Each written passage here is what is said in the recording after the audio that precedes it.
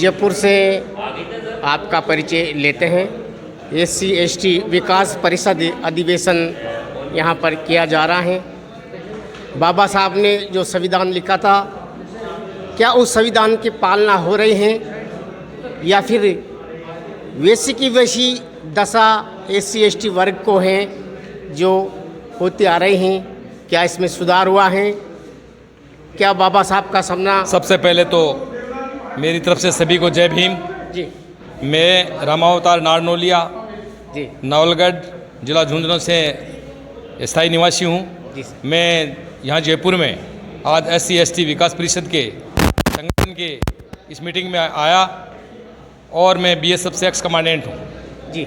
मुझे आप जो प्रश्न पूछा कि बाबा साहब के जो सपने थे क्या वो साकार हो रहे हैं, तो मैं एक स्पष्ट रूप से बताना चाहता हूँ। बाबा साहब का सपना बहुत बड़ा था।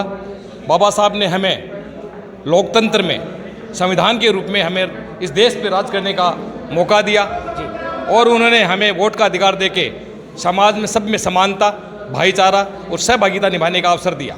बाबा साहब के पथ पे चलते हुए हमारे लोगों ने शिक्षा ग्रहण की, आज बड़े बड़े पदों पे हैं और संविधान के कारण ही आज MLA और MP बने हुए हैं। हमारा दायित्व बनता है, पढ़े लिखे लोगों का दायित्व बनता है कि अब जो लास्ट आदमी जो हमारे समाज में बैठे हैं उनके ऊपर ध्यान देना, उनका विकास करना और बाबा साहब के जो सपने थे इस देश पे राज करने का, उस पर ध्यान देना। क्योंकि यहाँ पे हम 85% लोग हैं लेकिन संगठित नहीं है। ये संगठन तो बहुत सारे बना रखे हैं लेकिन संगठन के रूप में संगठित नहीं हो पाए हैं। हमें संगठित होने की ज़रूरत है। हमारे को वोट का पूरा जानकारी और हमें वोट को सही इस्तेमाल करने की ज़रूरत है, क्योंकि इस देश में राज वही करेगा जिसकी वोट की भागीदारी होगी।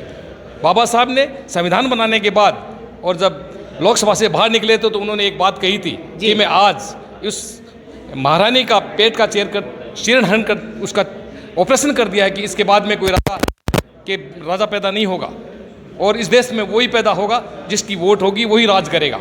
लेकिन बाबा साहब ने ये एक बात और भी बोली थी कि मेरा संविधान बनाना तब सार्थक होगा जब ये राज करने वाले इसको सही रूप से लागू करें। विडंबना ये रही, इस देश में राज तो कर रहे हैं लेकिन संविधान को स्वरूप को जो है वो पूरी रूप से लागू नहीं कर रहे हैं। SC/ST के लोग आज बहुत सारे जो किसी न किसी रूप से प्रताड़ित किए जाते हैं, घोड़े से उतार के मारे जाते हैं, यदि जय भीम बोलने से मारे जाते हैं, उनके साथ अत्याचार होता है लेकिन प्रशासन उनका सही रूप में उनको सहयोग नहीं कर पाता है। सहयोग नहीं करने का कारण क्या संगठन में शक्ति नहीं है या बिखराव है?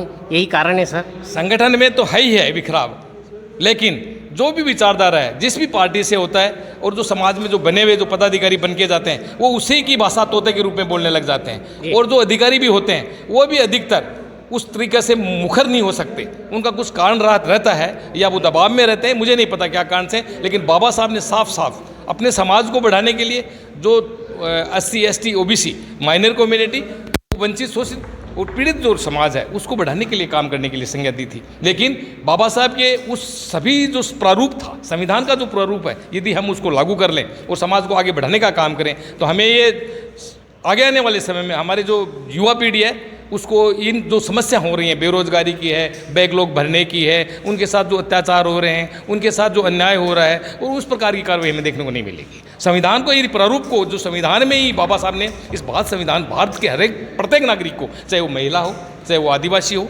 चाहे वो उच्च वर्ग का हो, चाहे शोषित हो, पीड़ित हो, चाहे मोटा हो, पतला हो, लंबा हो, छोटा हो, काला हो, गोरा हो, सबके लिए बराबर संविधान में जगह दी है, संरक्षण दिया है और इसको लागू करना सरकार का दायित्व है। हम अब आशा और करते हैं कि जो भी सरकार इस देश में, प्रदेश में जहां काम करती है उसको पूर्ण रूप से बाबा साहब के जो संविधान के प्रारूप के अनुसार उनको न्याय देना चाहिए, उनको नौकरी देना चाहिए, उनको शिक्षा देना चाहिए, उनको हर प्रकार से जो सहयोग है, जो आरक्षण में जो मिला हुआ है, स्कॉलरशिप है या रहने की सुविधा है, गाड़ी घोड़े की सुविधा है। पहले ट्रेन के अंदर फ्री में पास होता था लेकिन आजकल नहीं हो रहा है, क्योंकि सरकार जैसी जैसी बनी लोगों ने उनके जो प्रारूप को बदलने की कोशिश कर रही है। उन बाबा साहब अभी लोग आरक्षण खत्म नहीं हो रहे हैं, निजीकरण कर रहे हैं। निजीकरण से हमें सर्विस नहीं मिलेगी, हमारा समाज वैसा का वैसा रह जाएगा। ये बेरोजगार को बना के हमें वो पंगु बनाना चाहते हैं। तो हमें सरकार से, प्रशासन से और जो इस संविधान के जो उसके नीचे जो काम करने वाले सभी देशवासियों को कहना चाहते हैं कि समाज को आगे बढ़े तब आप और आगे बढ़ेंगे। यदि हमारा स्तर तब बढ़ेगा